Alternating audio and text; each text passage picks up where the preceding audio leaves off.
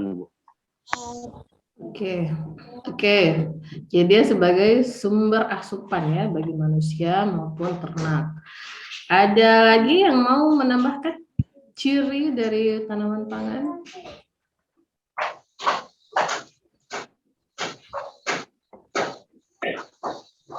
Siapa? Memiliki karbohidrat. Ya, ya silakan. Rizky. Ibu, Silakan Rizky. apa Bu? Apa yang kamu pahami tentang tanaman pangan? Bagaimana ciri-cirinya? Tanaman pangan adalah tanaman yang dapat dikonsumsi atau dapat yang dapat dipetik lalu dimanfaatkan kembali. Dapat dipetik Dan lalu dapat dimanfaatkan. Oke.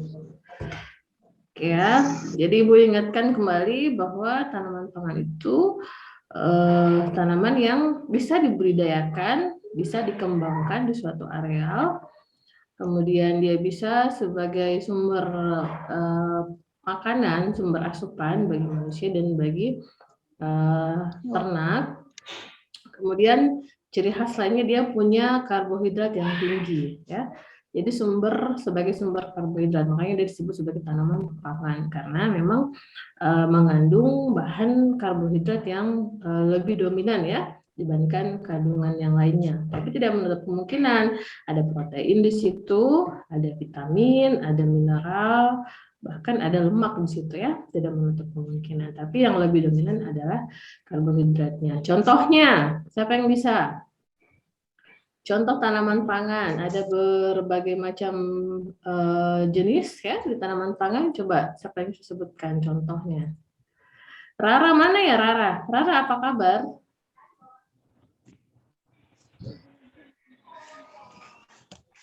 Apa Rara sudah? Oh Rara cuti ya semester ini ya? Yang tadi kemarin bilang mau lanjut Bu. Iya betul. Tapi Terus sekarang bagaimana kelanjutannya Bu? wah harus ada tim ini dibuat untuk investigasi dulu Rara. Karena kemarin sudah ada sinyal, dia sudah WA juga saya. Coba siapa 2 orang mungkin atau 3 orang ya. Coba untuk telusuri apa masalahnya Rara sekarang. Terus kita bantu ya. Jadi harapannya kita itu kita kasih solusi ke temannya kalau ada masalah supaya dia bisa bergabung kembali. Jadi siapa nanti 3 orang lah perempuan lah kalau bisa ya. Perempuan datangi rumahnya cari tahu lebih lanjut ya. Oke, jenisnya siapa yang mau menyebutkan apa saja jenisnya dan contohnya? Bu. Siapa? Ibu. Ya.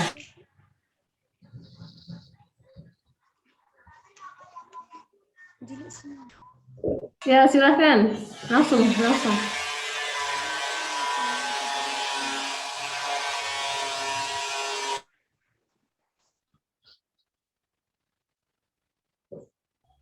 Siapa tadi? Ayo.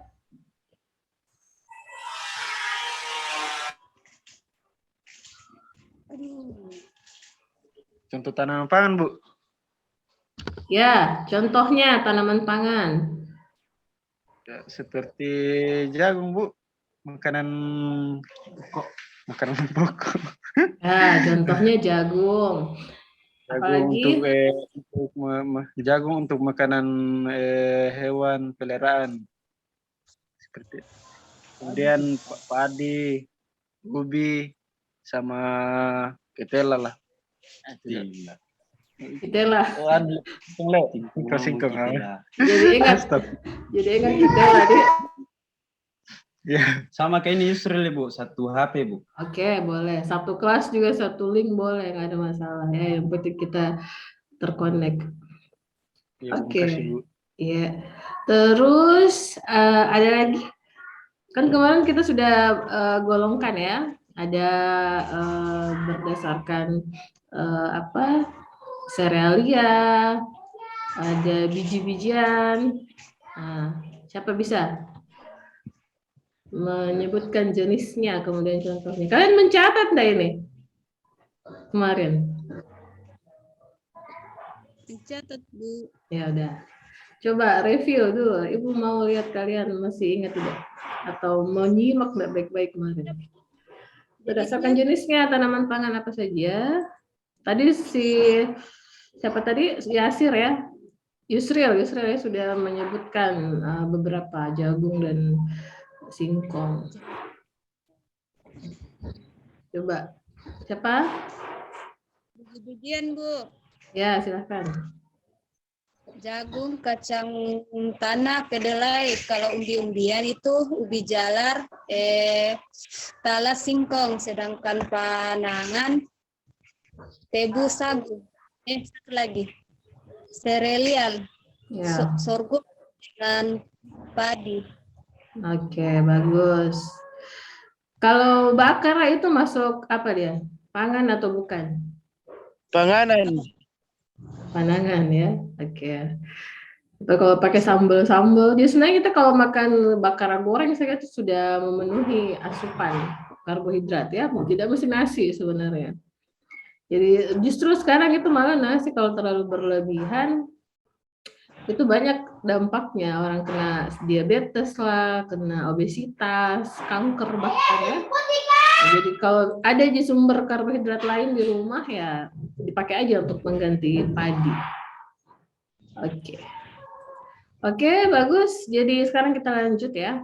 Kita lanjut bahwa kemarin kita sudah bahas tentang bagaimana itu morfologi padi, bagaimana fase pertumbuhan tanaman padi ya. Kita sudah lihat. Saya harap kalian bisa memahami nanti kita praktek untuk menanam padi. Kemudian sekarang kita akan lihat bahwa ada teknologi yang bisa dipakai untuk menanam. Jadi ada pola tanam yang kita bisa gunakan untuk bagaimana supaya produksi padi kita itu jauh lebih bagus daripada biasanya ya. Nah, sekarang ini kita ada teknologi yang namanya SRI. SRI itu kepanjangan dari System of Rice Intensification ya. Jadi ada pola, ini kalau di bahasa Indonesia kan ini sistem penanaman padi secara intensif. Nah, ini kita lihat apa definisinya. Jadi suatu cara budidaya tanaman padi yang efisien dengan proses manajemen sistem perakaran yang berbasis pada pengolahan air, tanah, dan tanaman.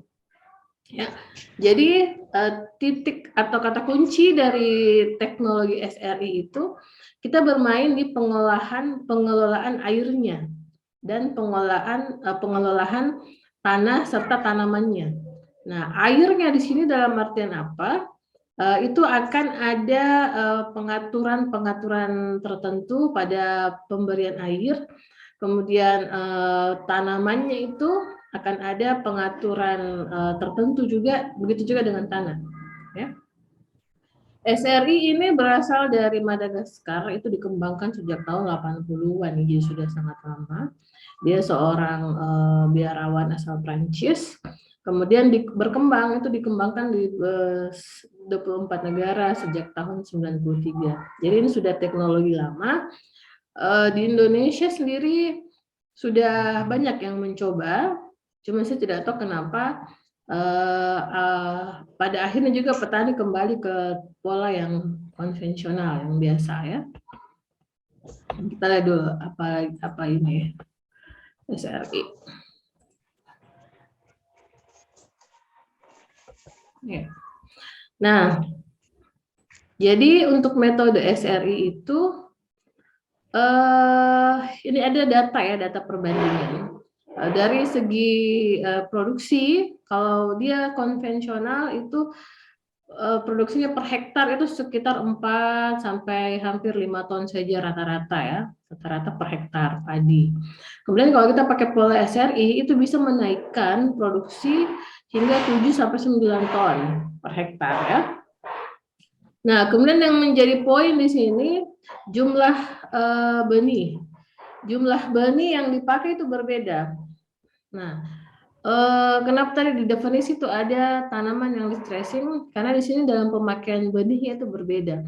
Kalau misalnya secara umum atau konvensional itu rata-rata lebih malah ya, lebih dari 7 sampai 8 batang saat satu lubang tanam itu terkadang lebih, ada malah sampai 10, 14, bahkan ada yang 20-an ya untuk satu lubang tanam.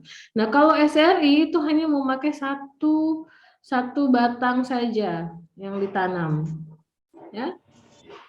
Jadi hanya satu batang, satu lubang. Yang jadi berbeda dengan konvensional. Kalau konvensional dia memakai 7, lebih dari, pokoknya 7 ke atas, 7 paling sedikit lah yang dipakai petani pada umumnya ya. Nah, di teknologi SRI itu dia hanya memakai satu. Ya, jadi itu salah satu ciri khas dari SRI karena hanya memakai satu bibit, satu lubang. Nah, apa yang kita harapkan dengan menanam satu bibit satu lubang itu kita mengharapkan jumlah anakannya itu banyak ya. Jadi kalau secara konvensional, misalnya kalau kita pakai 70 bibit dalam satu lubang, itu anakannya akan menghasilkan 20 sampai 30 anakan ya. Tapi kalau sistem SRI itu bisa banyak, bisa sampai 60 anakan ya. Kalau 125 ya jarang lah, rata-rata 60 anakan. Nah, kondisi tanah pada saat menanam, kalau konvensional itu ini dalam artian bukan hanya saat menanam ya, kondisi tanahnya pada pola konvensional itu dia hampir sepanjang musim itu dalam kondisi tergenang, ya kan. Pada umumnya itu petani menggenangi sawahnya untuk padi-padi yang biasa ya, yang biasa kita makan ya, misalnya kayak cera, pisang tanah, jadi terkecuali mungkin yang padi lokal. Jadi itu pada umumnya petani menggenangi. Nah, kalau di SRI itu tidak seperti itu. Jadi kita relatif jarang untuk menggenangi ya, tidak tergenang, bahkan biasa dibiarkan tanah itu sampai kering macak-macak. Nah, jadi stressingnya di sini adalah penggunaan satu bibit per lubang, kemudian pengairannya itu terbatas, ya.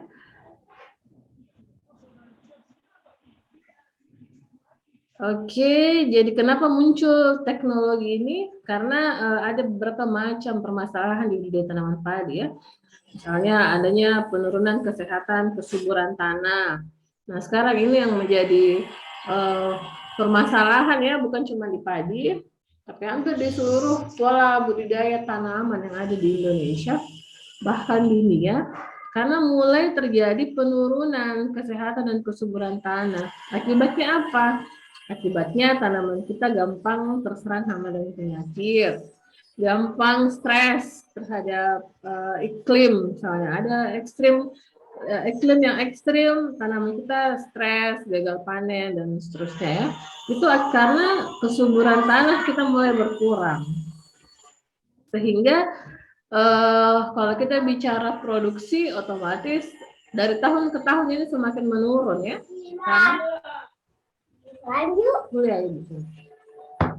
Terus kemudian pemanfaatan input ya, input sintetik yang berbahan anorganik itu terus meningkat. Ini juga menjadi permasalahan di pola budidaya tanaman padi kita. Ya. Kemudian perilaku petani sudah jauh dari kearifan lokal. Nah, apa itu kearifan lokal?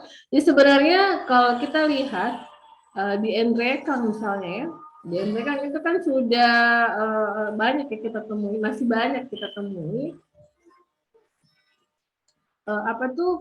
Budidaya padi yang pulu lokal kan, banyak kita temui pulu lokal. Nah itu mereka masih membudidayakannya dengan pola-pola yang tradisional ya, yang secara turun-temurun.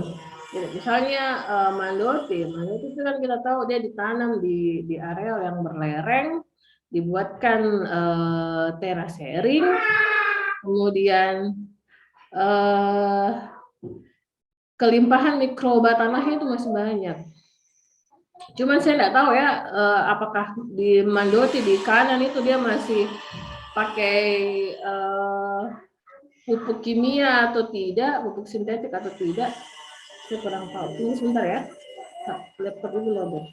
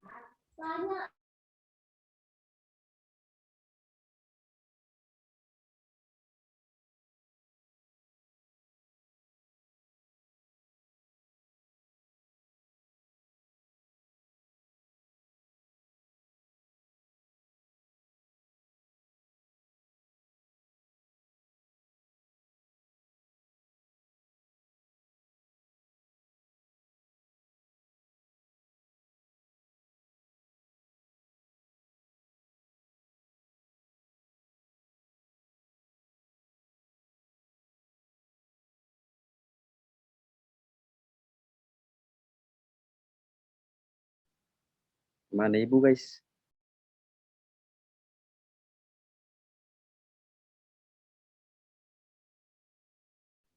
Ja serius ya Ajir Solaris. Ya, lanjut ya. Sir, agak alhamdulillah. Oke, jadi itu tadi banyak permasalahan di budidaya tanaman padi. Makanya kita perlu sedikit modifikasi tentang teknologi. Nah, apa yang mendasari metode ini, teknologi ini ya? Apa yang mendasari teknologi SRI ini? Jadi sebenarnya tanaman padi itu dia punya potensi yang besar untuk menghasilkan produksi yang tinggi kan. Cuman saat ini potensi yang terjadi kan itu yang dihasilkan petani itu antara 4-5 ton saja. Padahal sebenarnya bisa sampai 10 ton ya. 10 ton per hektar. Kemudian jadi perlu difikirkan teknologi-teknologi yang bisa memunculkan ya potensi dari padi itu. Kemudian dapat dicapai dengan terpenuhinya kondisi yang optimal. Jadi kondisi budidayanya itu pada saat kita menanam padi itu diupayakan kondisinya optimal ya. Nah, misalnya tanahnya, jenis tanahnya harus sesuai, pengairannya harus sesuai, pemupukannya juga harus sesuai. Kemudian dia dicapai melalui proses pengelolaan tanah, tanaman dan air, serta unsur agroekosistemnya. Nah, ini yang agak sulit untuk tanaman padi karena saya tidak tahu yang untuk misalnya kita mau melihat jenis padi yang sama, ya, jenis padi yang sama kita tanam pada lahan yang diolah sebelumnya, kemudian kita bandingkan pada lahan yang tanpa pengolahan tanah. Apakah itu produksinya akan sama? Ya, misalnya kalau yang jenis pulu memang, yang pulu mandoti memang dia bisa kita budidayakan tanpa olah tanah ya, jadi cukup ditugal mungkin itu ya cara menanamnya ya. Coba siapa pernah lihat ini cara menanamnya padi pulu mandoti di kandang itu? Apakah dihambur atau ditugal dulu lubangnya? Yang setahu saya dia tidak dibajak kan tanahnya. Coba siapa yang pernah lihat?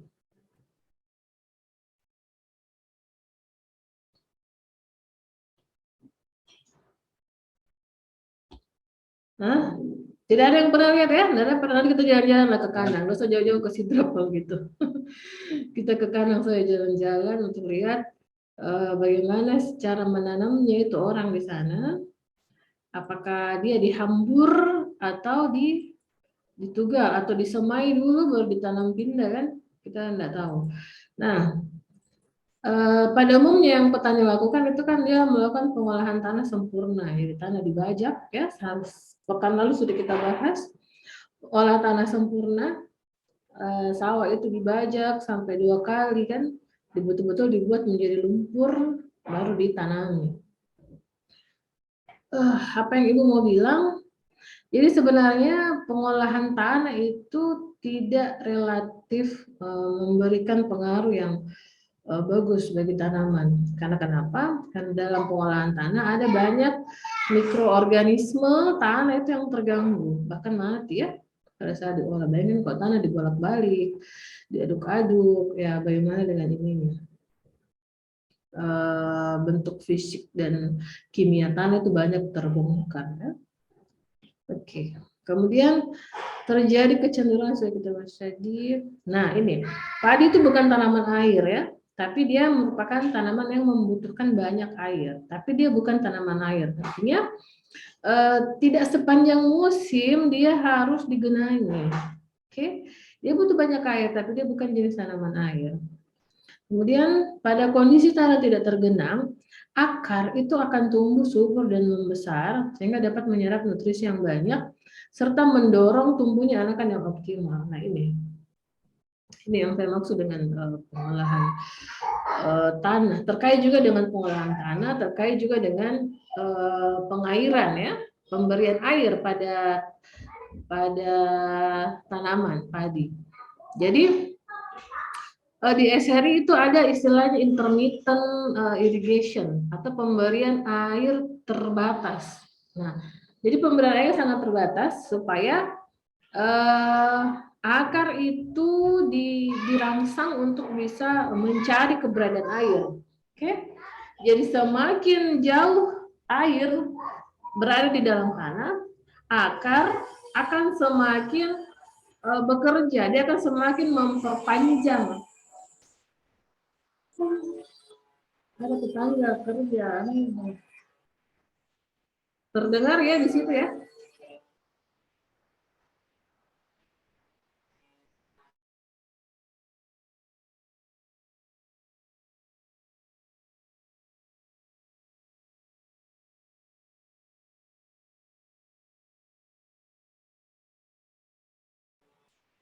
Ini ya.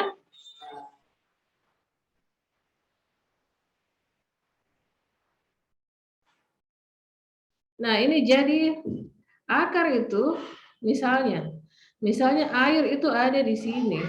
Kalau kita beri dia pengairan terbatas, jadinya air itu akan semakin ada di bagian bawah tanam, di permukaan itu sudah mulai kosong. Apa yang terjadi?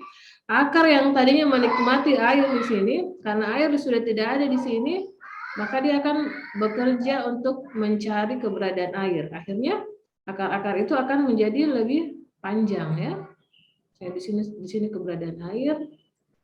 Nah, akar-akar itu akan terus mencari air. Oke? Nah,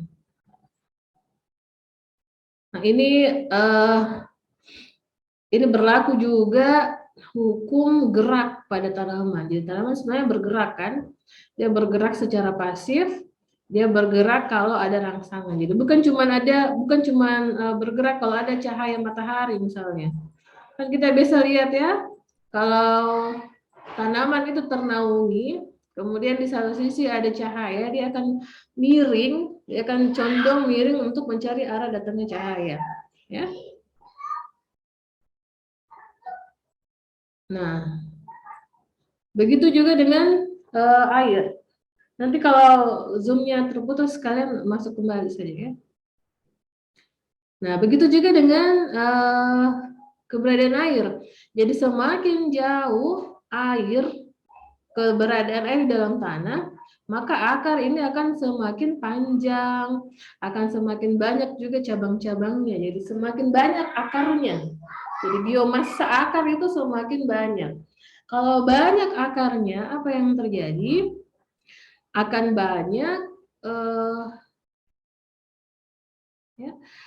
banyak hara dan mineral, oke, yang bisa mereka kejar.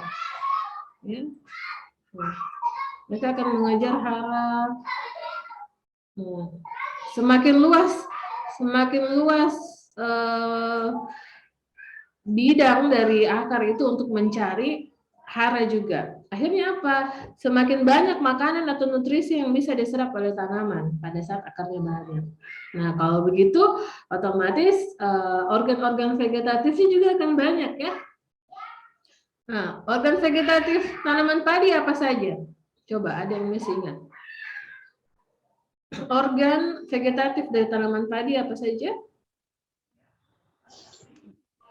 Batang, akar, daun. Oke, bagus. Jadi itu, jadi batangnya, karena akarnya banyak, otomatis batangnya atau anakannya itu akan lebih banyak. Jumlah daun dan tinggi tanaman juga akan lebih banyak. Nanti kita akan lihat itu ya, kalau akan melakukan pengamatan. Oke.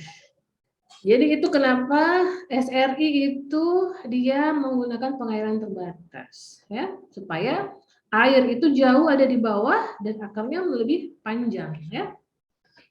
Kemudian kenapa dia satu? Kenapa dia cuma satu? Karena mengurangi kompetisi, ya.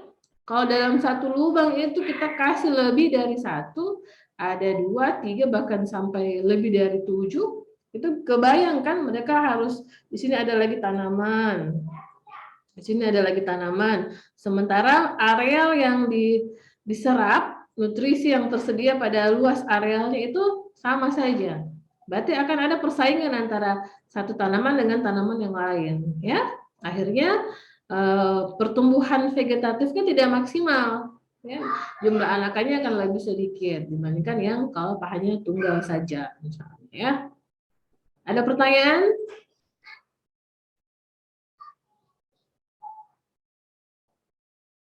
Paham? Jelas semua? Kayaknya harus di-share ini materi nanti, Bu. Aduh. Saya memang menunggu ada yang minta baru saya share. Jelek jaringan ke Ibu. Siapa itu jelek jaringannya? Alasan Kirsan. Nah, Bagus, Ji. nah ini ya. Nah, ini yang diterapkan di SRI itu tanamannya tunggal, kemudian umur semainya itu kurang dari 15 hari ya.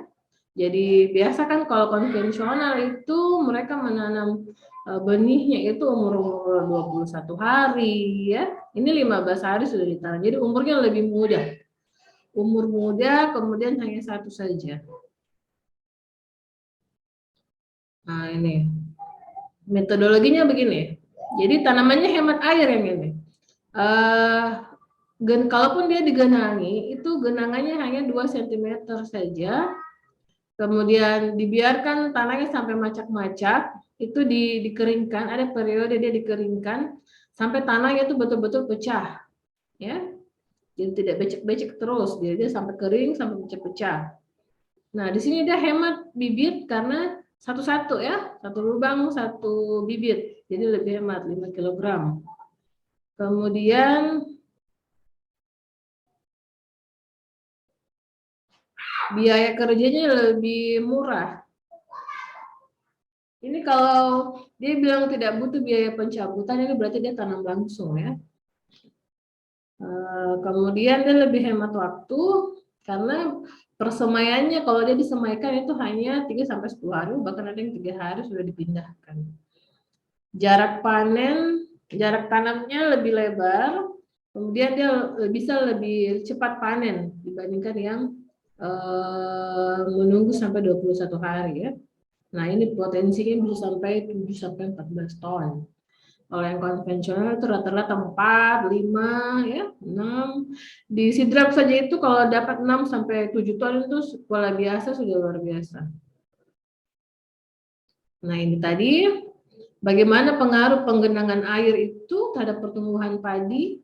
Nah, jadi akan merangsang pertumbuhan yang memanjang pada bagian akarnya. Jadi akan lebih banyak jerami ya nantinya. Kemudian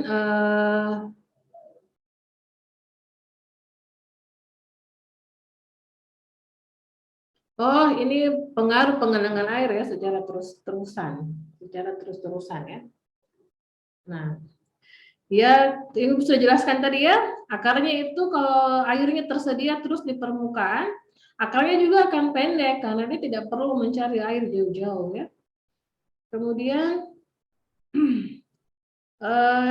penggenangan itu bisa merusak juga dari sifat fisika dan kimia tanah, ya. Sehingga kandungan oksigennya, kandungan CO2 yang ada di dalam tanah itu bahkan bisa sampai terakumulasi dengan hidrogen sulfida ini beracun ya. Nah, tanaman bisa menjadi kerdil kalau kebanyakan ini. Jadi salah satu dampak dari pengairan yang penggenangan terus-menerus pada padi itu adanya keracunan. Ya, kalian bertanya kalau tidak paham. Nah, jadi prinsip dari SRI lagi itu dia menggunakan kompos organik, benihnya umur muda, kemudian ditanam satu lubang, satu bibit, jarak tanamnya lebih lebar, pemupukannya tidak dengan sinergi, dia lebih organik ya. Tapi ini kan tergantung modifikasinya kita. Oke. Ini tadi tentang akar. Oke, ada pertanyaan sebelum masuk ke teknologi selanjutnya?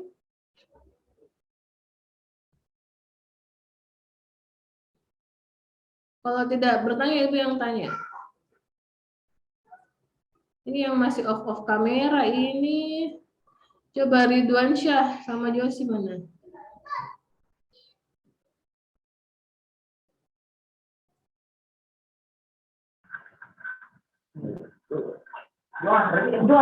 Ridwan Syah, Josi, Arisandi, Muhajir. Oke. 4 orang. 4 orang ya. Tiduran semua. Betul. Mana satu lagi? WC bu. Cuci bu. Kayak sinetron ini nonton tadi malam. Pas dicek keberadaannya ternyata di toilet padahal tidak ada orangnya ya. Mana ini tadi tuh? Oh sudah naik dia di atas karena di. Nah, coba ini yang 3 orang tadi. Mana nih? Nah, nih. Coba apa pola yang pola apa intinya di pola SRI itu? Bisa diulangi bu. Ringan bu. Apa pola pada model SRI itu poinnya apa yang berbeda dari pola SRI dibandingkan yang konvensional?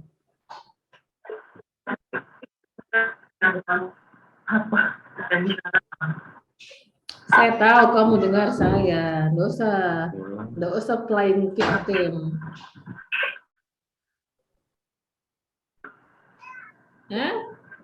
Apa yang kalian dengar dari penjelasan saya tentang SRI? Apa bedanya dengan yang tidak SRI?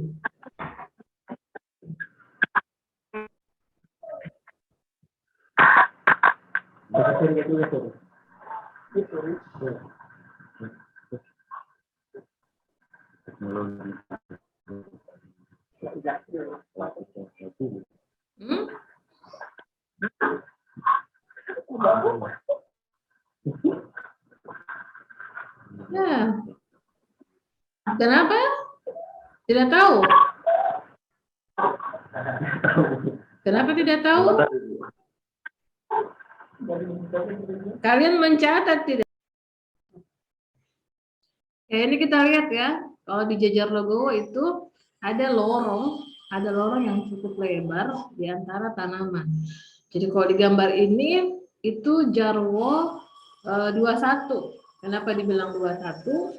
Karena ada 2 baris tanaman, kemudian 1 lorong, baru 2 baris lagi 1 lorong. Jadi setiap 2 baris ada 1 lorong. Makanya dibilang Jarwo 21 ya. Jadi ciri-cirinya dari Legowo itu ada lorong yang besar ya di antara beberapa baris tanaman. Oke.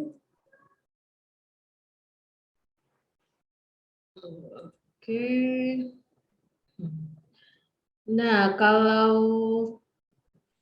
produksinya itu biasa dia bisa dapat 7 ton juga, jadi hampir sama SRI ya. SRI malah lebih besar kalau kita lihat tadi dari potensinya. Nah, ini kalau dari tahun ke tahun ini ada data ya. Ada data perbedaan produksi yang memakai legowo sama yang sistem biasa yang tanpa ada lorong. Kita sebut sistem tegel. Kenapa sistem tegel? Karena sistemnya kotak, pola tanamnya itu kotak-kotak, jadi misalnya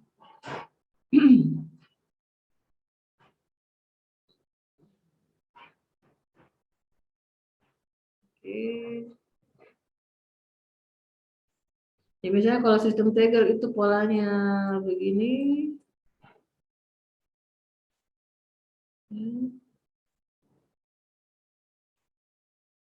Nah, pola tanamnya begini ya.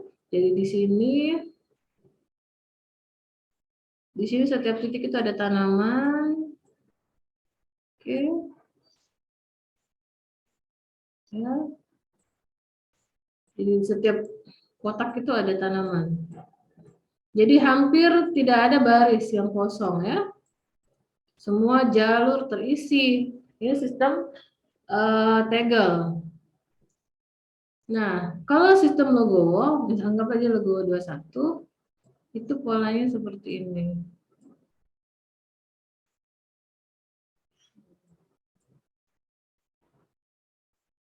Di sini kosong, kemudian di sini lagi baru ada. Oke. Ya. Di sini ada tanaman.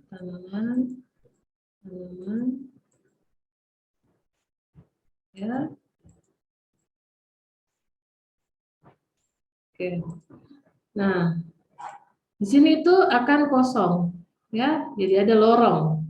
Nah, ini perbedaan antara sistem tegel dan sistem legowo, ya.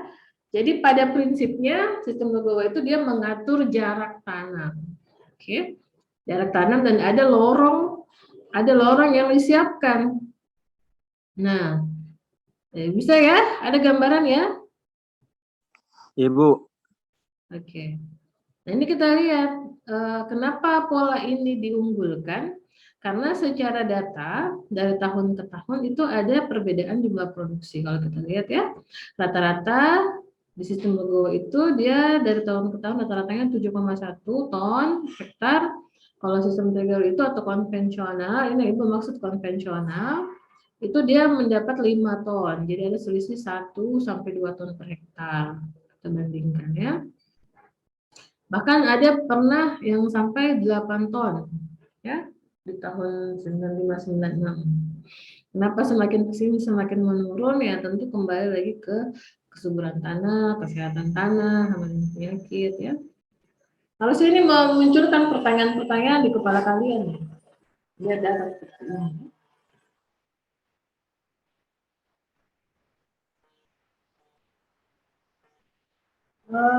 apa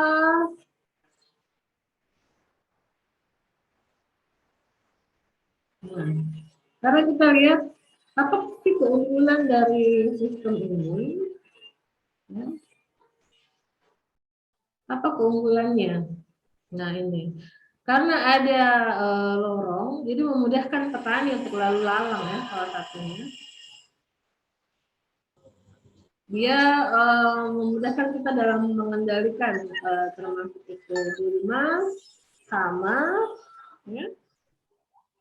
Termasuk penyakit. Jadi petani mudah untuk lewat, mudah untuk mengamati kan, karena dia mudah lewat. Kemudian dari sisi pengendalian juga itu lebih efektif mengendalikan hama dan penyakit dibandingkan yang tegel ya. Nah, ini kan di tanaman padi itu dia lebih terbuka tuh. Jadi hampir semua sisinya itu terkena sinar matahari ya. Jadi ini yang kita harapkan sebenarnya dari pola ini. Ada sinar matahari yang mengenai seluruh anakan ya, seluruh tanaman, seluruh rumpun. Nah, bisa kan kalian bayangkan ya, Kalau dia rapat-rapat, itu cahaya yang masuk itu mungkin hanya kena di bagian atasnya saja, bagian bawahnya tidak. Tapi kalau dia tidak, dia berjarak seperti tadi, ada lorong di antaranya, itu semua sisi tanamannya akan terkena matahari, kanan kiri, atas, bagian atas pun bahkan akan masuk sampai bagian bawah tanaman. Nah, pada saat matahari terbuka, nah, itu akan sangat memudahkan untuk pengendalian. Jadi hama dan penyakit itu dia tidak senang dengan intensitas cahaya yang tinggi ya. Jadi akan lebih berpindah, dia akan pindah, dia akan meninggalkan tanaman itu. Kemudian dari sisi fotosintesis juga, ya kan? Kemarin kita sudah praktikum bahwa fotosintesis itu sangat dipengaruhi oleh sinar matahari ya. Kita praktekkan kemarin itu bahwa terjadi pengeluaran gas oksigen O2 pada saat kita meletakkan tanaman itu di bawah sinar matahari. Reaksi terang itu lebih efektif ya, lebih maksimal terjadi pada saat intensitas cahaya itu maksimal. Nah, tanaman padi ini juga termasuk tanaman C3 ya, yang mana dia memang membutuhkan banyak sinar matahari. Dia tidak suka dinaungi. Nah, jadi logowo ini sangat membantu untuk tanaman mendapatkan sinar matahari secara maksimal ya. Oke. Mana lagi? Nah, Ibu mau tanya, kenapa di sini dibilang populasi tanaman lebih banyak dibandingkan sistem tegel? Nah, seperti yang Ibu gambarkan tadi. Dia bilang populasi tanamannya lebih banyak dibandingkan yang sistem tegel. Kenapa bisa? Padahal kalau kita lihat kan kita kasih lagi dia lorong kan, ada jarak itu. Nah, kira-kira menurut hemat kalian, kira-kira logika kalian yang bermain ini ibu mau kalian berlogika, kira-kira kenapa pada sistem logowo itu justru jumlah anakannya lebih banyak, padahal dia ada lorong yang kita siapkan. Lorongnya tidak kecil, besar sekali. Ya, siapa bisa memberi gambaran? Kapan di perbedaannya, kapan di jarak tanamnya? Oke, ya betul, jarak tanam, ya betul. Nah, terus kemungkinan dampak negatif, penggunaan bibitnya lebih banyak nih. Dia sampai meningkat 10-25%. Karena terkait jarak tanam tadi ya, jarak tanamnya semakin sempit, otomatis penggunaan bibitnya juga semakin banyak. Nah, upah buruh tanam juga akan semakin besar karena biasanya petani itu kesulitan untuk menanam karena mereka terbiasa dengan pola tegel yang satu kali jalan itu kanan kiri sudah bisa dapat berapa baris, ke kanan saya dapat 4 lubang tanam, ke kiri juga dapat 4 lubang tanam, itu kali jalan. Kalau dia pakai logowo dia hanya bisa dapat 2 ke kanan dan 2 ke kiri, jadi itu lebih mahal biasanya ya biaya ongkos tanamnya. Walaupun dia pakai caplak, itu caplaknya harus dimodifikasi juga sesuai jarak tanam. Nah ini contoh logowo 41 ya. Di sini ada bahasa, ada istilah efek tanaman pinggir ya. Nah, untuk di pola logowo itu kita mau memaksimalkan itu. Karena Ibu pernah di jalan-jalan ke sawah ya. Ke sawah. Kalau kita ada di pinggir sawah, di pematak misalnya atau di pinggir jalan, itu cenderung tanaman yang ada di pinggir itu lebih tinggi, anakannya lebih banyak. Nah, makanya muncul istilah efek tanaman pinggir, efek pinggir. Karena kenapa? Kenapa bisa? Coba ada nggak yang bisa jelaskan? Kenapa bisa tanaman yang ada di pinggir itu dia biasa lebih tinggi, biasanya lebih anakannya lebih banyak, ya organ vegetatifnya lebih banyak dibandingkan yang ada di tengah misalnya. Ya, siapa bisa jawab?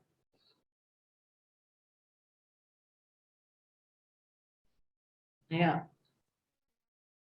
Hilang suara, Bu. Hah? Hilangin suara, Pak. Jaringanmu, Jia. Ya, jaringannya Jia. Tapi ke rumahnya Yasir situ Jia. Ayo.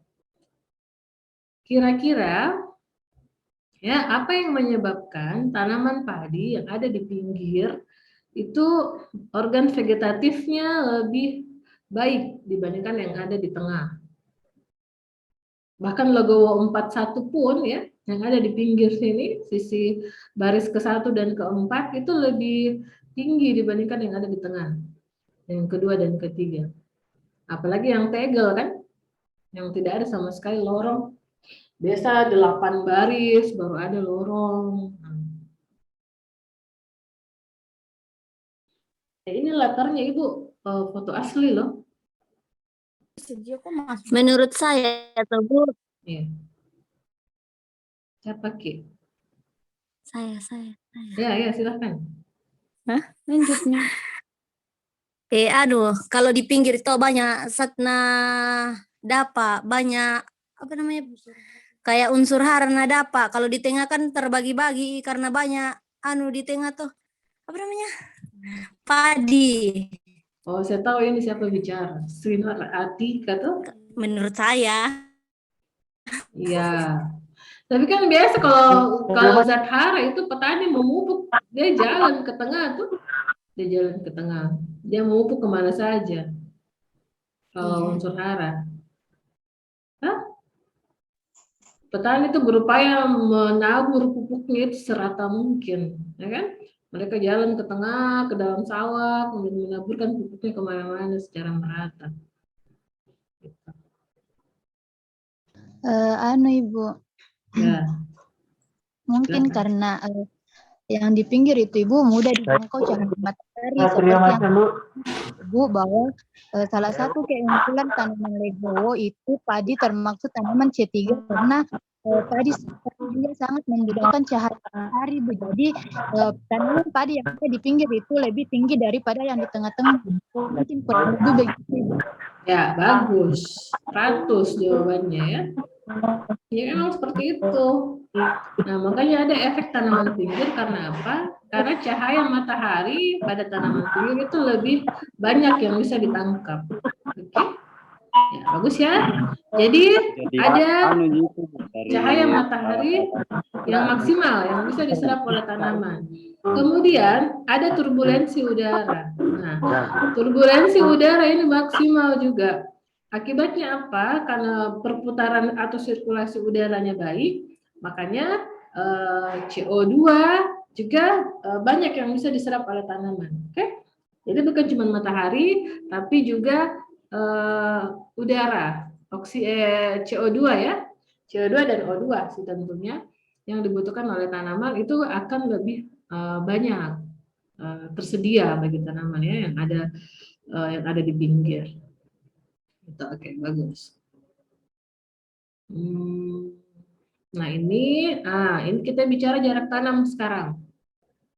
Oke, di Legowo itu ya ada sistem Legowo dengan pola 21, ada 41, ada juga 61 ya. Nah, kalau di 21 itu bagaimana pengaturannya? Itu kita bermain di jarak. Jadi misalnya ya, mobil lagi habis. Misalnya,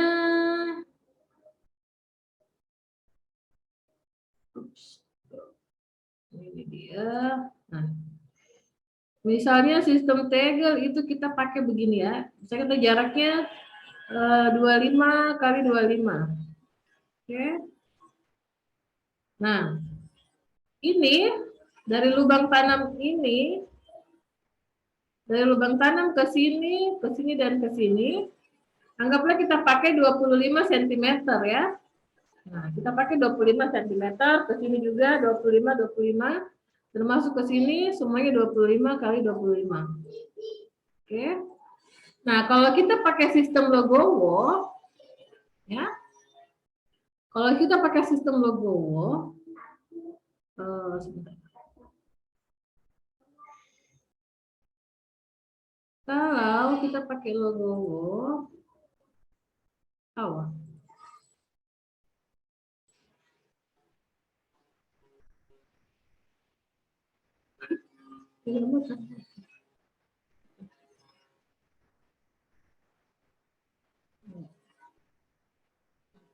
ya.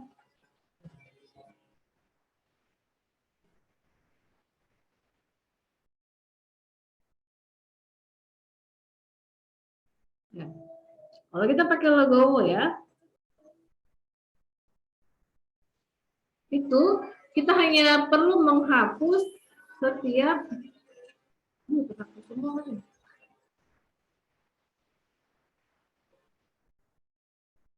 kita hanya perlu menghapus yang ini. Nah, ya.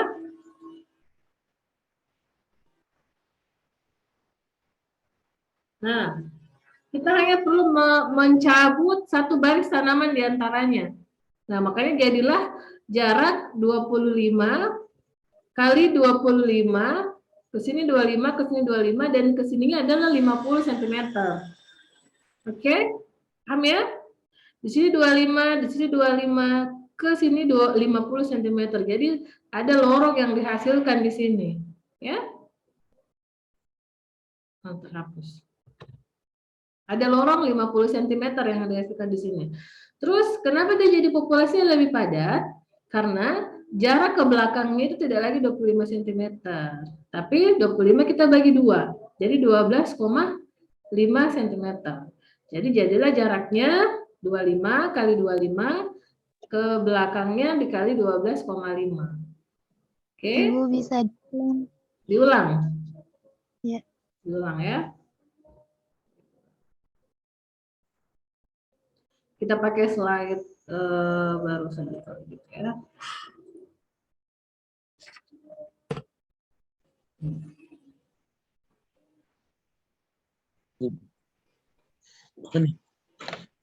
Ya. Subang kami ke absen.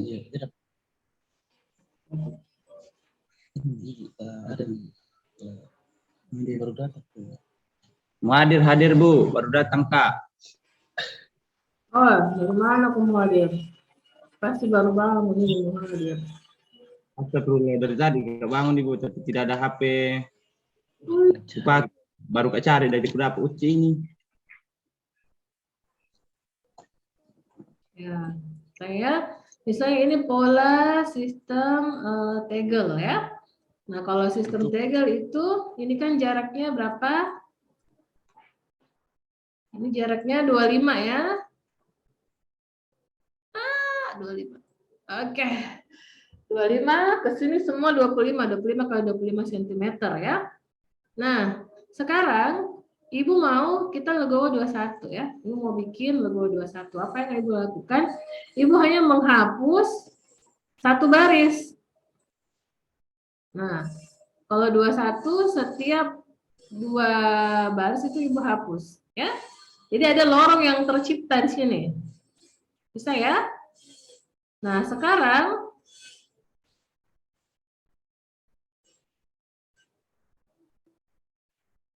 ya, sekarang jarak antara baris kedua dan ketiga itu menjadi 50 cm. Oke? Di sini tetap ya, tetap 25. Tetap 25, di sini menjadi 50. Nah, gitu ya. Nah, terus apalagi yang membuat rumpunnya lebih banyak? Kenapa rumpunnya jauh lebih banyak dibandingkan yang tadi? Padahal kita sudah cabut satu baris kan? Nah, yang satu baris yang kita cabut tadi itu kita sisipkan di sini. Kita sisipkan di sini. Nah, oke. Kita beri tambahan lubang tanam di sini. Apa ini yang warna-warna hijau Ibu? Padi. Kalau Iya. yang 23, 30, 25, 50. Ini 25. Ini jaraknya. Jarak lubang tanam itu 25 cm. Oke. Kalau yang 50. Nah, ini lorongnya. Jadi di sini di jarak 50 karena tidak ada tanaman di sini. Ini kosong ya. Di sini kosong. Ya. Jadi di sini hanya ada lorong. Oke. Nah, kalau di sini tanaman setiap 25 kali 25 tanaman, terus 50 cm lagi tanaman, ini ada lorong. Nah, ini yang kita sebut legowo 21. Nah, ini ke sini berapa jaraknya dari tanaman ini ke tanaman yang ini yang ada di belakangnya itu tidak lagi 25, tapi kita bagi 2 karena kita tambah satu tanaman di sini menjadi berapa? Menjadi berapa antara ini ke ini? 12,5. Iya. Jadi 12,5. Ya. Bisa ya? Insya Allah. Oke. Bu, Ya, bertanya. halo. Ya. Ini contohnya, Bu. Itu. Apa? Apa sih keuntungan dan kelebihannya itu teknik Lego, Bu? Maksudnya kekurangan dan kelebihannya. Oh, iya. Ada, tentunya ada. Salah satunya kan jumlah rumpun itu lebih banyak kan? Kalau di legowo, kalau jumlah rumpunnya lebih banyak, jumlah produksinya lebih besar. Ya, kan tadi di awal dulu sudah sebutkan tuh bahwa ada data yang kita dapat ya dari tahun ke tahun ini. Ini datanya produksi lebih besar nih rata-ratanya. Ini kalau sistem tidak legowo dia 5 ton, kalau di sistem legowo itu sampai 7 ton. Bahkan ini sebenarnya ada sampai 9 ton juga. Kalau di sistemnya legowo 21. Ya. Itu salah satu keuntungannya. Kemudian kenapa dia bisa angka produksinya fantastis begini? Karena ini tadi yang kita sudah jelaskan di awal di tadi ini bahwa ada efek tanaman pinggir. Ya, efek tanaman pinggir karena apa? Karena ada sinar matahari yang lebih banyak didapatkan oleh tanaman pinggir. Jadi kebayangkan kalau dia 21 misalnya, kalau dia 21, ini kan 21 ya. Nah, ini gambar ini juga paling tadi 21. Nah, kalau dia 21, otomatis semua tanaman ini tidak ada lagi yang ternaungi kan? Semuanya kena matahari. Nah, semuanya dapat